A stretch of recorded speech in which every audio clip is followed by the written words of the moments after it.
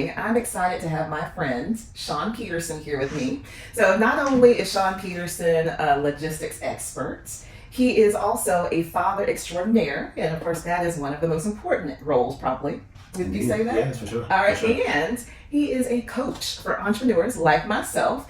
And as a matter of fact, this gentleman was the very first man I think I talked to about you. I think you were the first. Okay. Yeah, so special volunteer, yes. So I am excited to have you with us today. So Shaun, I know when I came to you, I was like, all about, this idea that I had was earlier this year, maybe like April or something like that. I don't remember the exact date. It was before you left Village Launch because that's where I met you. Yes. So is that spring, maybe? It was warm outside. Okay. I remember. All right. Hot, but warm. Okay. So yeah, April, sure. May, when we first talked about this, and I was telling you about how I was having trouble. 20 years after being in a relationship, not 20 years after being in a relationship, but being in a 20-year relationship. I was married for most of those years, and I was struggling. I came out and I did not know how to move in this dating world, and so I tried things like dating apps, and I tried some singles events, but it was really hard finding people who I felt compatible with. And so the idea was, well, maybe I should create something to be able to get what I'm looking for. And then you and I had a conversation, and you were like, hey, it's not just you, not just women,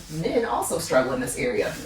And so that made me realize, what, maybe this is more of a collective work that we can do together, rebuild, recreate intentional dating communities, especially for the African American community. Yes. So Shaun, tell me, what do you remember about that, and what were you really thinking when I told you about the idea? I think at that time it was 3 different names that you were wrestling in between. Yep. Which one of them was high bar, pretty risque, and then the other one was like, oh, this makes sense. So that was my first initial reaction. But the overarching idea I thought was great because I feel like we needed a space where one, we could feel safe, and I think that was the main objective. I don't think that black women, black queens, don't realize that we also want a space to feel safe as well, where we can then just let down our guard and get what we're looking for. So I thought it was a great idea initially, for sure. Okay, thank you. I'm glad to hear that. Sometimes, when you share your ideas and your dreams, you don't know if people are being real with you, and that's really important to have people who are really going to be honest with you, who are going to, give you some critical feedback. And I appreciate you for always doing that. So, Shaun, what are your thoughts? Why are black men struggling to find their queens these days?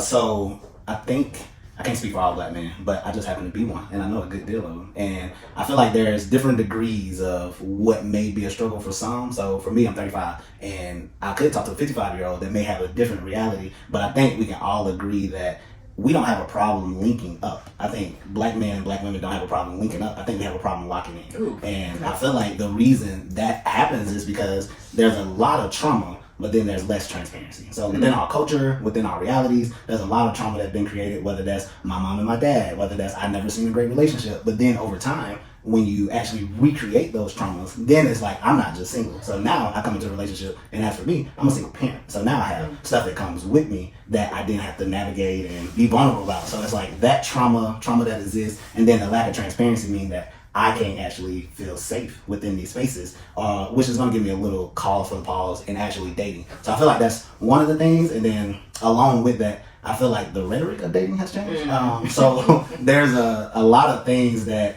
we say to each other or amongst each other, but not to each other. So the whole landscape of dating and the rhetoric has changed. And really, we look at it as kind of a hard thing. So we would say that, oh my God, dating in our culture is out of order. And for me, and probably the same for you, if I get off a rest stop and I'm thirsty, and I have all the elements of being parched, and I go up to the machine and it says out of order, I'm just not going to put anything of value into that machine because I don't think that I'm actually going to see anything good back. And I think that's how we look at dating as our culture. It's just out of order, or at least that's the rhetoric that we've been told that is out of order. So therefore, I don't want to deposit anything of value into this relationship because I don't think I'm going to get the things that I actually put in back. So I think that's the problem for us as men. But I think because we lead in that, then we give you that, guys, and now everybody's close off keeping that value to themselves, which just leaves us lonely. So, wow. So the story's got to change. It has to change, for sure.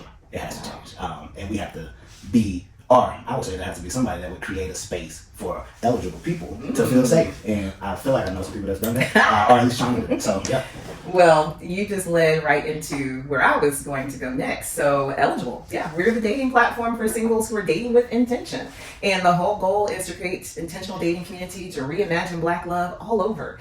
Starting right here in the upstate of South Carolina. So, you know my story. Again, married and then came back out after 20 years, wanting to get on the dating scene. And I was finding, my younger friends who told me about dating apps. I got on the dating apps, but y'all did not tell me what y'all were really up to on those dating apps. I had to learn that the hard way. Not really the hard way, because I got standards and stuff. But at any rate, yes, it is completely different. The story has to change. We've got to shift the narrative. And I think we're selling ourselves short a lot of times. We're accepting, like you said, just anything. Yes. Come out of that machine. Yes, for and we're better than that, I think.